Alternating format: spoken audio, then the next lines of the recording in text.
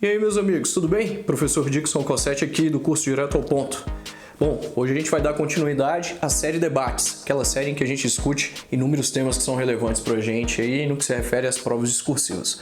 Bom, se você ainda não me segue, minhas redes sociais estão aqui. Por favor, me siga lá no Instagram, no Facebook. Não se esqueça de se inscrever aqui no meu canal no YouTube também para você ficar por dentro de todos os assuntos referentes aí a concursos públicos, referentes também à redação discursiva. Bom, sem muita enrolação, vamos direto ao ponto, né? A gente vai falar hoje sobre o sistema prisional brasileiro. Esse tema ele é muito relevante para você que vai fazer qualquer tipo de prova discursiva quando o tema cobrado é um tema de atualidades. Ele já foi objeto de cobrança em inúmeras provas diferentes. É claro que quando a gente fala de carreiras policiais, ele tem uma relevância significativa, né, porque é um tema inerente aí aos aspectos penais, processuais, né, quanto às provas de segurança pública. Quando a gente fala de sistema prisional brasileiro, a gente tem de entender aí o histórico referente ao sistema prisional brasileiro, né? Não é de hoje que o sistema prisional brasileiro se encontra num verdadeiro estado de falência. As cadeias se transformaram em espécies de masmorras medievais. Professor, não concordo muito com isso. Eu acho que preso bom é aquele que sofre bastante para ele entender aí realmente o caráter, né, da transgressão que ele realmente praticou, né? Mas ocorre que para a prova discursiva não funciona muito bem assim, né? A gente sabe que aqui a nossa discussão é uma discussão muito mais reflexiva e muito mais aprofundada. Se você for trazer esse tipo de comentário ao texto, né, que preso bom é aquele preso que realmente sofre, né, bandido bom é aquele bandido que está preso ou que está morto, né? Isso nunca vai aparecer num padrão de resposta lá da banca, isso nunca vai te dar nota máxima, né? Ainda que você tenha uma opinião parecida com essa, né? O fato é que você tem de entender que existem uma série de aspectos quando a gente fala de sistema prisional brasileiro. O direito penal, o direito processual, eles não se ocupam de particularidades, né, de pessoalidades. Eles não são direitos pessoais. Entenda isso, né?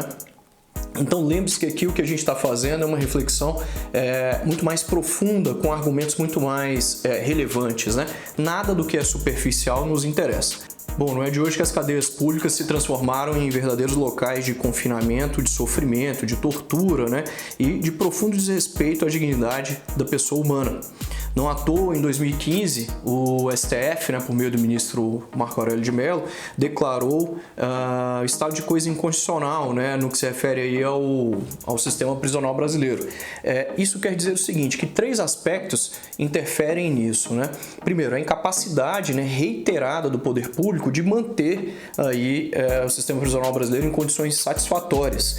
Depois, essa obrigação não é uma obrigação de um único órgão, mas sim é uma obrigação de vários órgãos diferentes, né? Ou seja, não é um único órgão que realmente vai conseguir tirar aí o sistema prisional brasileiro do caos atual, da falência atual que vive. E a última das coisas tem a ver aí com a violação generalizada dos direitos fundamentais, né? Então são essas três coisas que levaram os ministros aí a declararem, sobretudo o ministro Marco Aurélio de Mello, declarar esse tipo de coisa. Bom, quando a gente fala de prisões no Brasil, a gente tem de entender uma série de coisas, né? Há muitos anos o sistema prisional brasileiro já sofre aí com a superlotação.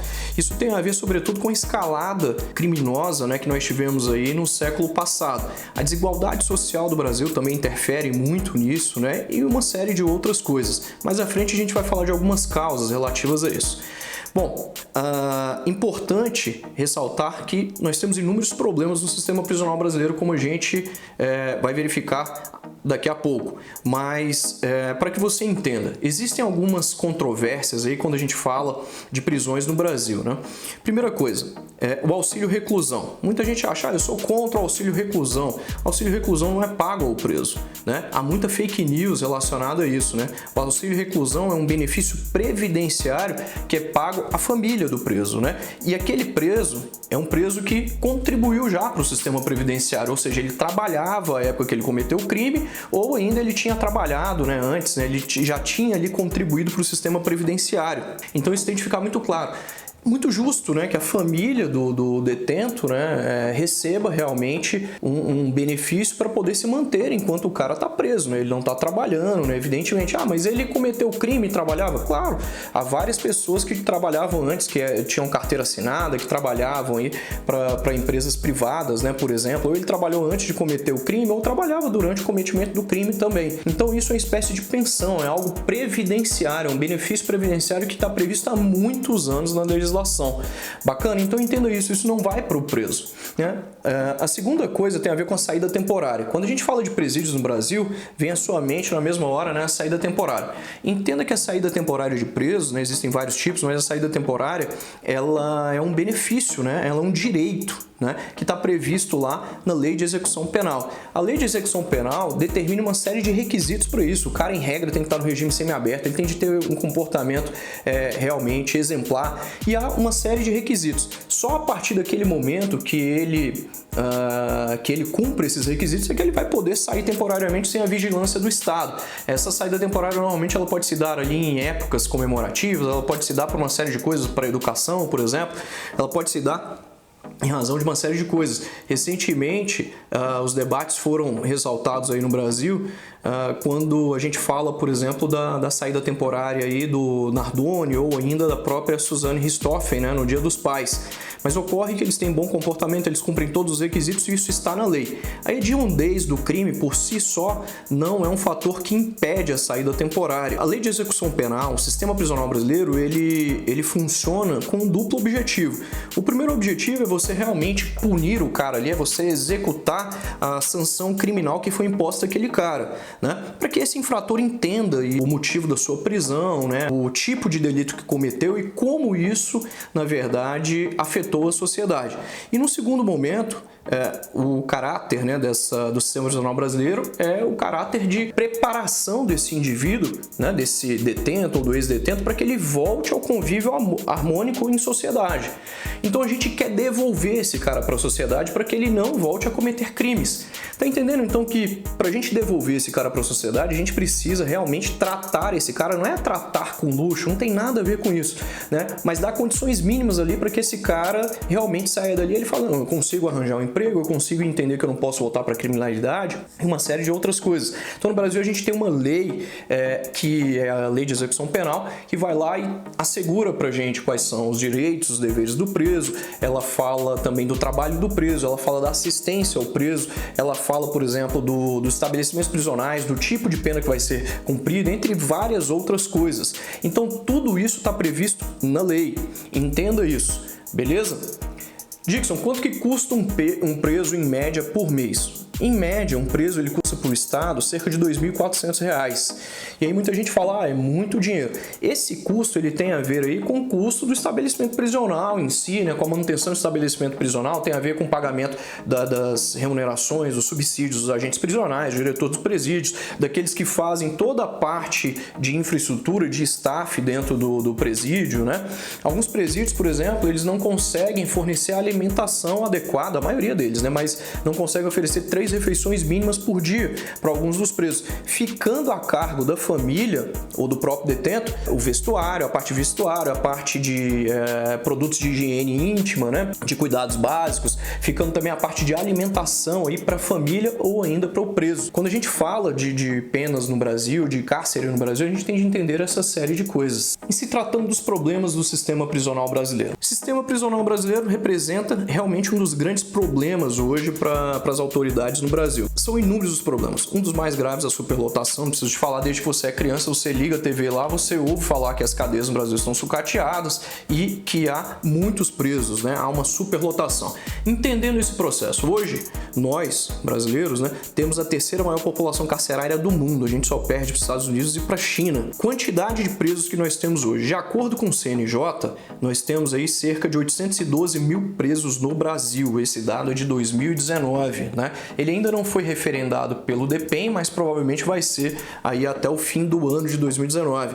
De acordo com dados do CNJ, nós temos hoje 812 mil presos. É uma população carcerária realmente muito grande, a terceira maior do Brasil. O que chama a atenção é a quantidade de presos provisórios. Nós temos aí cerca de 40%, 41% de presos provisórios dessa quantidade, ou seja, é aquele preso que ainda não tem condenação definitiva. Note, alguns desses presos podem até serem inocentes, alguns desses presos já poderiam estar na rua, porque muitos cometeram crimes extremamente leves, né? Sequer vão continuar presos. Alguns desses presos sequer têm advogado, têm defensor, por exemplo. Isso realmente chama muito a atenção, né? Isso é uma coisa que tem contribuído muito para essa superlotação. Um dos problemas, então, que advém dessa superlotação é a falta de vagas nos presídios. De acordo com o CNJ, a gente tem aí uma falta de cerca de 250 a 270 mil vagas nos presídios brasileiros, né? É muita coisa. Isso faz com que os presos fiquem amontoados nas celas. Outro problema, falta de infraestrutura adequada. As celas, elas são muito pequenas, há muita gente nas celas, uma insalubridade imensa, né? Há uma proliferação de doenças nos presídios brasileiros, como doenças transmissíveis, o próprio HIV, né? A própria AIDS. A gente está falando também de tuberculose, a gente está falando de sarampo, a gente está falando de uma série de outras doenças que são doenças muito graves e que impactam diretamente na saúde, não só dos presos, mas daqueles que cuidam dos presos também, né? Ou seja, dos agentes carcerários, dos agentes prisionais, de todos aqueles outros que convivem aí no ambiente dos presídios no Brasil. Bacana? Em se tratando dos problemas, a gente tem de falar também aqui dos respeitos aos direitos humanos. É muito comum que a gente tenha rebeliões nesses presídios, que a gente tenha muitas mortes nesses presídios, que a gente tenha tortura, descaso, corrupção, e tudo isso acaba facilitando um grande desrespeito aos direitos humanos. Como as celas são esses locais de confinamento, de acordo com o próprio STF, são masmorras, né, medievais, a gente não consegue, né? A gente percebe claramente que a gente não consegue cumprir com o objetivo da LEP, com aquele duplo objetivo da LEP, que é reintegrar o cara, ressocializar o cara. O cara não fica preparado, porque é um abandono material por parte do Estado muito grande. O Estado hoje não consegue dar conta aí dessa falência atual que vive o sistema prisional brasileiro. Realmente um Estado caótico, né? Isso não tem a ver com um órgão só, com uma autoridade, com o governo atual, com o governo passado. Isso é uma coisa de vários governos diferentes, né? Quando a gente fala de direito penal, a gente tem de ligar, né, o direito penal no que se refere ao cumprimento da pena, né, o sistema prisional, a gente tem de falar de direitos humanos, né? Realmente o que a gente percebe é que os presídios são locais de tortura, de mortes, de rebeliões, de motins, né?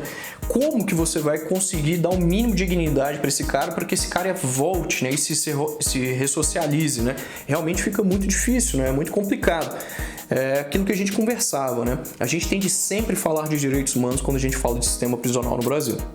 Como eu falei, nós temos uma série de rebeliões e de motins nos presídios brasileiros. Recentemente, nós tivemos agora, no ano de 2019, uma rebelião em Altamira, no presídio em Altamira, em que 57 detentos foram mortos e 2 agentes prisionais acabaram reféns dessas facções criminosas, né? Isso tudo revela a falta de segurança nos presídios brasileiros. Então falta segurança para o agente prisional, falta segurança para os detentos.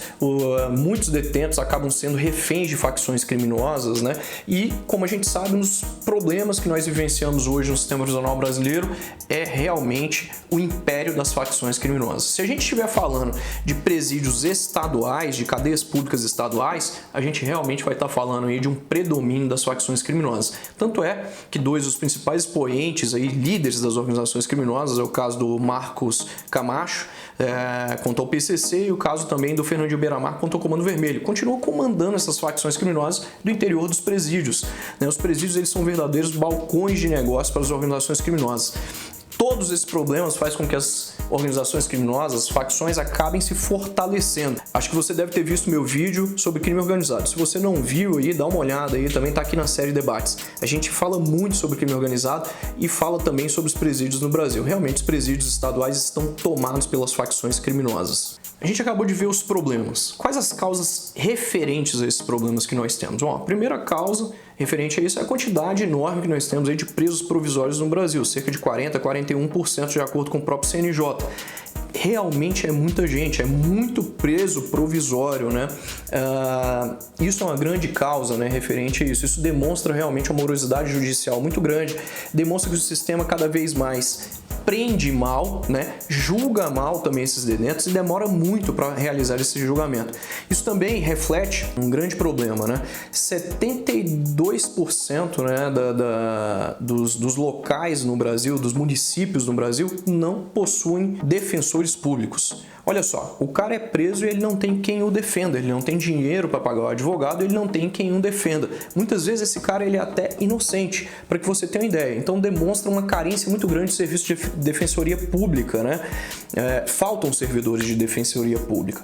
Bom, causas referentes a isso. Desigualdade social no Brasil também é um dos grandes problemas que tem a ver com essa superlotação dos presídios, que tem a ver com todos esses problemas. O preconceito também que os detentos vivem, né? Que os encarcerados vivem, né? A pessoa recebe praticamente um carimbo, né? De que realmente ela não serve para mais nada quando ela é presa no Brasil, né? Duas outras causas referentes a isso é a corrupção estatal, né? O envolvimento de vários agentes de segurança prisional, de diretores de presídios, de outras autoridades aí com facções criminosas, né?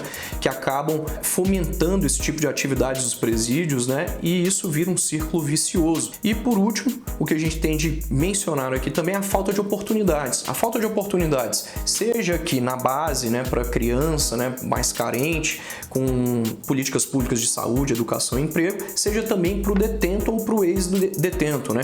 Formas aí relacionadas ao trabalho de preso, à educação de preso e também elementos relacionados aí a atividades, né, que vão ocorrer aí principalmente depois de ele ter cumprido a sua pena.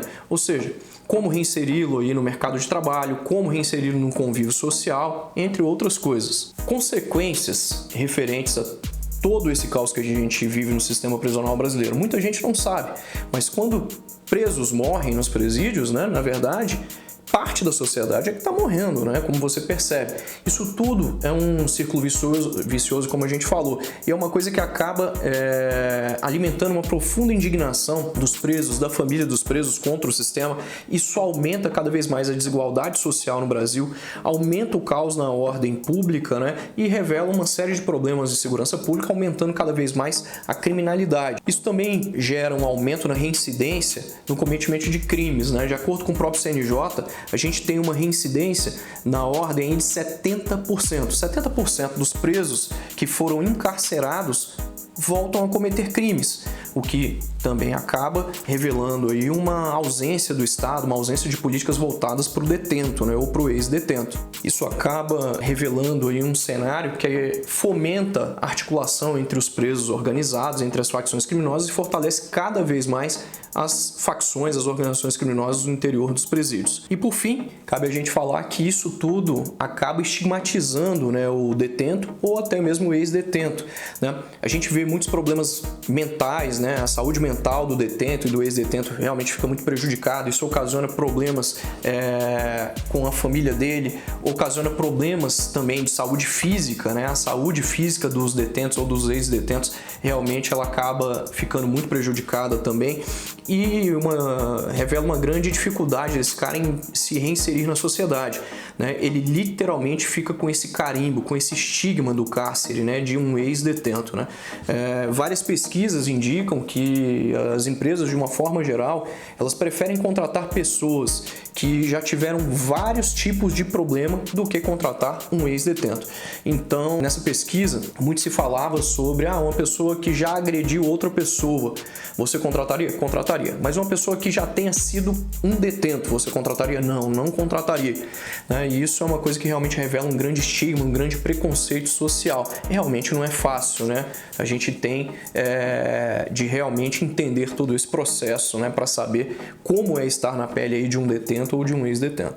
Por fim, vamos às soluções. Não é difícil solucionar a questão dos presídios no Brasil, mas quando a gente fala desse tipo de problema, a gente pode falar da terceirização de presídios no Brasil. Existem várias formas, né, de terceirização de presídios, parceria público-privada, o Estado ficando com uma parte da gestão, as empresas privadas ficando com uma outra parte, né, mas a execução da pena em si continua com o Estado, ou seja, o direito de punir continua do Estado.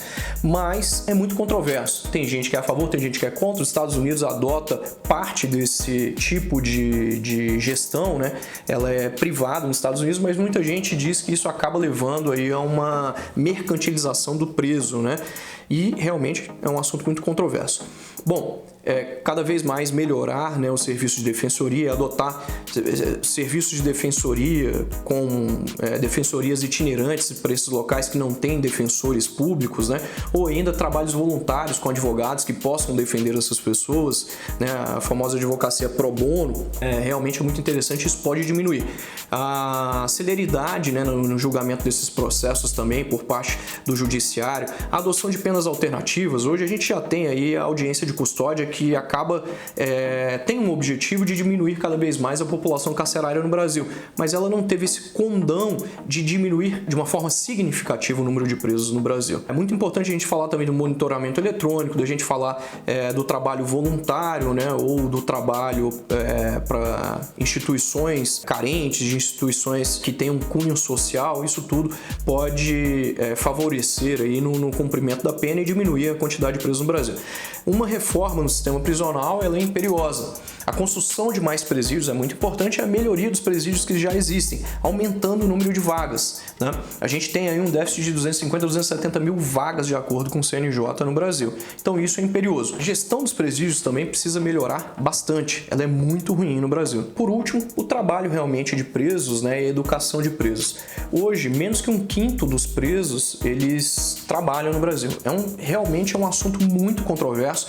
Embora a LEP determine lá o trabalho obrigatório de presos, né, como um dever do preso, isso vai contra a Constituição Federal no seu artigo 5º, que proíbe lá a pena de trabalho forçado. Então é um elemento muito controverso, tem gente que é a favor, tem gente que é contra, há juízes que reconhecem, há outros juízes que não reconhecem, mas de uma forma geral a legislação brasileira entende que o trabalho de preso não é obrigatório. Mas o investimento em políticas voltadas para o trabalho do preso, para a educação, tem realmente mostrado que esse pode ser um caminho muito proveitoso, desde que seja um trabalho humano, né, seja um trabalho razoável, né. Um dos fatos também que envolve isso é a ausência de postos de trabalho. A gente não tem uma quantidade necessária de postos de trabalho para atender essa população carcerária. Como eu te disse, nós temos 812 mil presos. Dados do CNJ indicam que se a gente continuar aumentando essa quantidade de presos nesse mesmo ritmo, a gente vai ter 1,5 milhões de presos no ano de 2025. A gente já está em 2019, o que representa aí um aumento vertiginoso da população carcerária. Bom, falamos bastante aqui dos presídios no Brasil.